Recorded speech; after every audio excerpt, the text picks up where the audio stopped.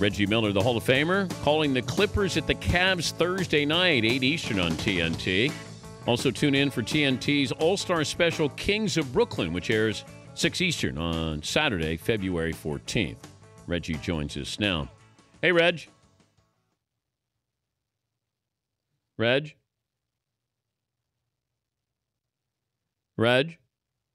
That is the sounds of silence continuing to come from Seattle. Wow. The 12th man is silent. Wow.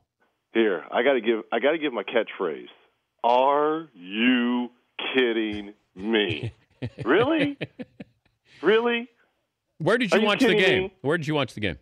Home, here in Malibu, all by my lonesome. Because, A, I wanted to watch all the commercials in case, I had to pick up a tissue, which you didn't have to pick up a tissue this year. They weren't sad. Number 2, you get a chance to yell at the TV, which I did. What'd you think of the ending? Look, I was like everyone else. Here, let me just start by saying this. Football, basketball, baseball, they are all team sports. And, Dan, you know this better than anyone. You know how coaches say, hey, one play did not define. There was many plays over the course of a game that helped win or lose this ball game. Mm-hmm. Yes, true at times. Because, look, first of all, the defense, the legendary Legion of Boom, great. They could have won this ball game. They could have stopped Brady in the fourth quarter. So that helped contribute to the loss. In the first half, terrible tackling by the Legion of Boom. I mean, there was a lot of plays where they could have been stopped for 3 or 4 yards where Edelman and Amendola and Gronk went on to get like first down, 7 or 8 yards. So the defense and the Legion of Boom let them down. Now, having said all this game came down to one play. One play. And I'm sorry. And I said this and I tweeted it out. Russell Wilson needed to use his legs in the second half, which he did not. And on that last play, that has to be a pass action. Play action. Play action pass. You know what I'm talking about. Play action. Yeah. That has to be. Well, there's no way you throw an inside slant. I'm sorry. There's no way. This is what I would have done if I'm Russell Wilson. When the play came in on my helmet, I would have been like, oh, hell no. Oh, hells to the no. I would have gotten to the huddle and said, guys, this is what Carroll and Bevel, this is what they want. Beast, this is what we're going to do. I am sorry. No, absolutely not. Hells to the no. Wouldn't it be interesting, the Patriots' reaction if they heard Russell Wilson saying that? Like, wait. What play does he not want to run?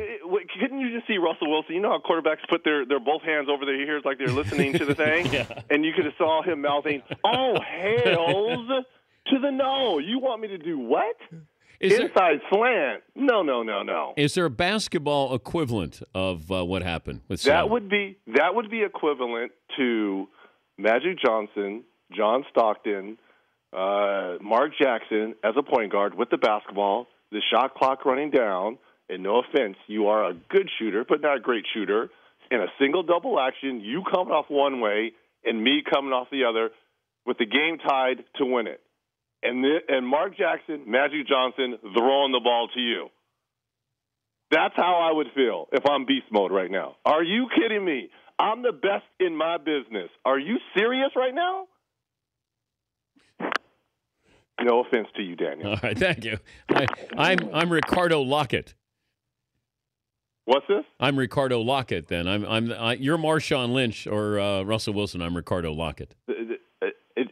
Look, I don't care if Pete Carroll got on a plane right now, flew to LAX, drove to Malibu, picked me up, and took me to lunch to explain what he was thinking. Yeah. Because at the end of that conversation, I am still slapping Pete Carroll upside the head. You hear me? Talking to Reggie Miller from TNT. He's got clips at the Cavs on Thursday night. Did this trade really re-energize this Cleveland Cavalier team? Is that what we're going to look back on and say that was the moment that changed the season? I think this was a defining moment for the Cavs in their season. Look, at the beginning of the year, we all thought this was a Maserati, and it looked like a Maserati. Kevin Love, Kyrie Irving, obviously the King coming back home. There was question marks about David Blatt being a first-year coach, but it looked like a Maserati until you looked underneath the hood, and it was a 71 Pinto. And you go to David Griffin, and look, they took it to the body shop, and they put in some Maserati parts, and now it's starting to perform. 11-game winning streak. Hawks lost last night. At the end of the season, where are the Atlanta Hawks with the whole basketball landscape in the East? In the regular season? Yeah. They'll be number one. Okay. They'll have the number one seed. Yeah. All right. I don't think anyone's going to catch the Hawks. Okay. In the postseason, what's going to happen? Look, I have faith in the Hawks. I love their style of basketball because you really can't key in on one player because each night someone is going to have a huge night, whether it's Horford, Millsap, Korver, Jeff Teague. Someone is going to beat you. But I would not be surprised if a 1-8, I'm right now at Charlotte. I think they would get by Charlotte, but I would not be surprised in that second round, the winner of that 4-5, which right now I think is Chicago-Cleveland. I wouldn't be surprised by that. Any surprises with the All-Star roster? Plenty of surprises. I mean, how can Memphis, who got Marc Gasol, who was voted in, and they've got the third best record in the league, not have Mike Conley or even Zach Randolph? How could Dallas not have one representative and they're in the top 5?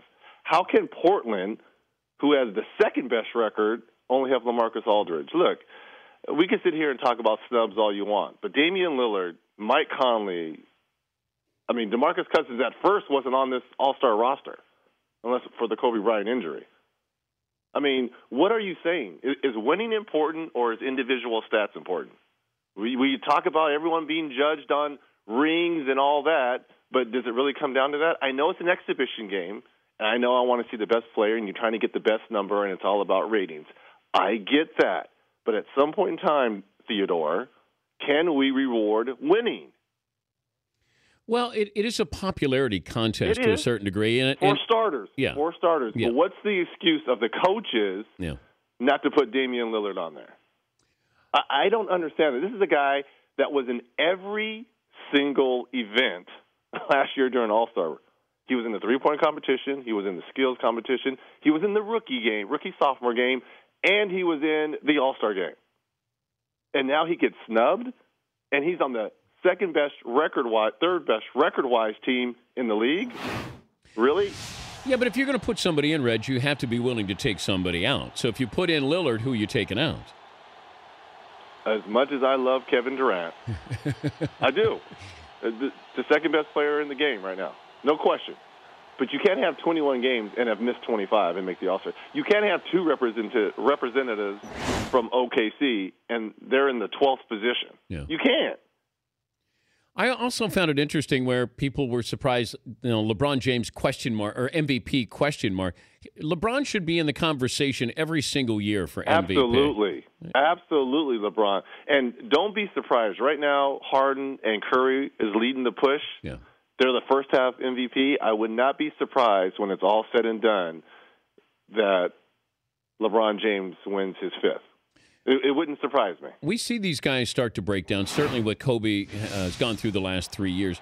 The number of minutes that LeBron James has on his body right now is remarkable. You're adding a couple of extra seasons, and he's farther along than Jordan was at this same time of his career, the same age. And Jordan had, 2 years in college here. So I wonder what's going to happen to LeBron James. Now, we saw him get tired. He said he was tired this year. I don't know if he plays in the Olympics again. I don't know if he does any of that stuff. But at what point do you see LeBron James actually physically breaking down like Jordan did and Kobe did and Bird did, like everybody does? Well, I wouldn't necessarily say breaking down, but if you're David Blatt and David Griffin, the general manager of Cleveland, I think this moment going forward, you really have to start monitoring the way that Greg Popovich does Tony Parker, Manu Ginobili, and Tim Duncan. Those guys are at 30, 31 minutes for the last 3 or 4 years. And that has to be the number for LeBron James, but he can't be over 36 minutes. 36, 37, 38. You increase your minutes come playoff time because that's when you want your stars to shine in more minutes. But regular season, I would love to see LeBron James 30 to 34 minutes, 35 max. Will his numbers dip? Yeah, and we'll probably say, what's happened to the king? He's lost some of his luster. But he needs to bring his wattage of minutes down because you're right, he's getting up there in age, as we saw with Kobe Bryant about Father Time being undefeated. And even Kobe saying, remember when he blew his Achilles and he said he was going to come back and prove all the doubters wrong? And I remember everyone talking bad about me, and I'll show you guys. And we're like, Kobe, are you serious? I mean, and we've seen what has happened. He's been hurt the last 2 years, season-ending injury. So, yeah, you've got to be careful. If you're David Black, you got to bring those minutes down. Katy Perry, yay or nay? Yay. I enjoyed it. Yeah? I liked it. It was a spectacle, and being in the stadium, I think it probably showed better than it did on TV. It played well. The fireworks were great. I mean, I thought it was a great show. You want to be entertained for that 12, 13 minutes. I was entertained. I liked Missy Elliott. I thought Missy Elliott kind of stole a little thunder. That was the only thing. Kind of stole her shine a little bit. A little bit. Well, no, not a little bit. A lot of bit. Her set was long. I will say this. Missy Elliott was, in my opinion, the halftime show. But I enjoyed Katy Perry. I really did. Taylor Swift next year? I don't know if you can go back-to-back like that. Pop queen. Yeah, but if you got 60 million followers on Twitter, you have to do that. Okay, well, if you're going to do that, this is what I would do. I would bring in Rihanna, because with Rihanna, you're going to get Jay-Z, you're going to get Kanye, and you get a mixture of Taylor. Who's she going to bring in? At least with Rihanna, you're bringing in you might even get Sir Paul McCartney. Doesn't she have a song coming out with Kanye and Sir Paul? Yeah. Okay, so you may even get Sir Paul. Do you remember 20 years ago when Michael Jackson? To me, it changed the halftime of the Super Bowl when Mike was there at the Rose Bowl. Do you remember that? To this day, that performance and Prince are the all-time best halftime performances. Easy. There's not even a question. And then Queen Bee, a solid third. But right now, Michael Jackson at the Rose Bowl, Prince, and Queen Bee, the best halftime performances in Super Bowl history. Who was better at what they did? Michael Jackson? Oh, God. Or Michael Jordan? Oh, my God. Oh, here you go again, giving me the Sophies. Okay. Michael Jackson. Billie Jean is not my lover. She's just a girl who claims that I am the one. You're just another part of me. Yeah, now I bet Jordan couldn't do that. All he could do was jam. Get on, come on, just get up, jam. Okay. But I love being on the field. I love you, Theodore. He could drop 55 on you, though. Yes, and you know what? And he did. Okay? And he did. Can you dance like Michael? Can you moonwalk? I used to be able to. Yeah. But I'm approaching 50, my friend. And the feet don't move like they used to. Wouldn't you have loved to have seen, because wasn't MJ coming back for the 50 shows at the O Arena in London? Wouldn't you have loved to see Michael Jackson? Yeah. Because he would have been like 50. Well, he would have been 50, right? That's why he was doing it. Yeah. He was turning 50. And he was going to do 50 shows at 50 in London. I would have loved to see him do the moonwalk at 50. Yeah, his footwork was always... it was impeccable. Was there an NBA... Now, that's a better question. Who had better footwork, Michael Jordan or Michael Jackson? Oh, that's not close either. Who are you going with? Mike Jackson. Okay. Are you kidding me? Okay. Yes. But is there an NBA player with footwork? How about Akeem Olajuwon's footwork compared to Michael Jackson? Yeah, very close. I would go with Hakeem over MJ. I would. The Dream Shake. Yes. Better little guy, Prince or Earl Boykin? I'm going with Prince. Prince can ball, too. Oh, stop. Prince can ball. Did you ever play ball with Prince? No. Okay, you've only heard the story. I've heard reports. I've heard those same stories, too. I'm telling you, wouldn't that be funny to be opposite, dearly beloved? We're gathered here for this game of one-on-one. Wouldn't you have loved to be play one-on-one with Prince? I would love to. How about I put Bieber on Prince? I would love to. Look, I guarantee you Prince would cross over Beaver. I'm telling you. He would cross over. Oh, stop. Put him on an 8-foot goal. And let him play one-on-one. All right. I got to run. Are you sure? We're having a great time. I know, but Paulie says we got to go to commercial break. Oh, God, Paulie. Why don't you, Paulie, pick up a shovel. I can't believe you having the missus out there. Are you serious? Yeah. Makes his wife use a snowblower. Wow. Pick up a shovel. All right. Have fun in Cleveland, Reg. Theodore, Danettes, truly the best. Thank you, buddy. That's Reggie Miller, the Hall of Famer. Clips at the Cavs Thursday night, 8 Eastern on TNT. Also tune in for TNT's All-Star Special, Kings of Brooklyn, which airs 6 Eastern on Saturday, February 14th.